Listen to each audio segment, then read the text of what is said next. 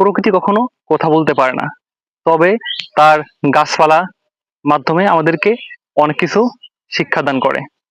আর আমি আপনাদেরকে নিয়ে যাব আমাদের বাড়ির সবজি বাগানে। সবজি বাগানে যাওয়ার জন্য এরকম দেখতে পাচ্ছেন পাটের জমি আমাকে অতিক্রম করতে হবে।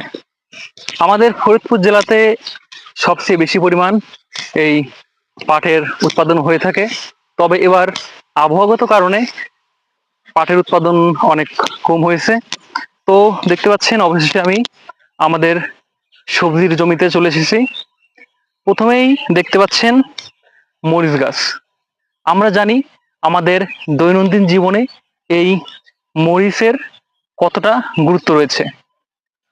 আপনারাও আপনাদের বাড়ির আশেপাশে এমন ছোট্ট পরিসরে মরিচের চাষাবাদ করতে পারেন। মরিচ গাছে দু একটা গাছে দেখতে পাচ্ছেন ফুল আসছে, আবার অনেক গাছেই মরিচ ম্যাচিউর হয়ে গেছে। মরিচ গাছ অতিক্রম করে আমি এখন যাব আমাদের বেগুনের জমিতে।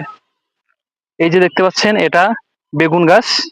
তো বেগুন গাছের অধিকাংশ গাছেই এখনো বেগুন বড় হয় নাই, কেবল ফুল আসছে দেখতে পাচ্ছেন। বেগুন গাছের এই পাশে রয়েছে আমাদের পটলের জমি। এই যে আমরা এখানে পটল গাছ লাগিয়েছি। পটল গাছ সাধারণত এভাবে মাচা করে লাগাতে হয়।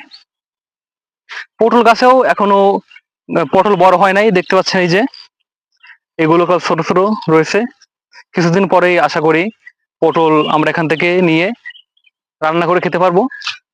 তো ভিডিওতে আপনি যা যা দেখলেন যে একটি ছোট জমিতে আমরা কিভাবে 3-4 রকমের সবজি চাষাবাদ করছি, আপনারাও চাইলে আপনাদের বাড়ির আশেপাশের সামান্য একটু জমি থাকলেও সেখানে এভাবে আপনি সবজি চাষ করতে পারেন।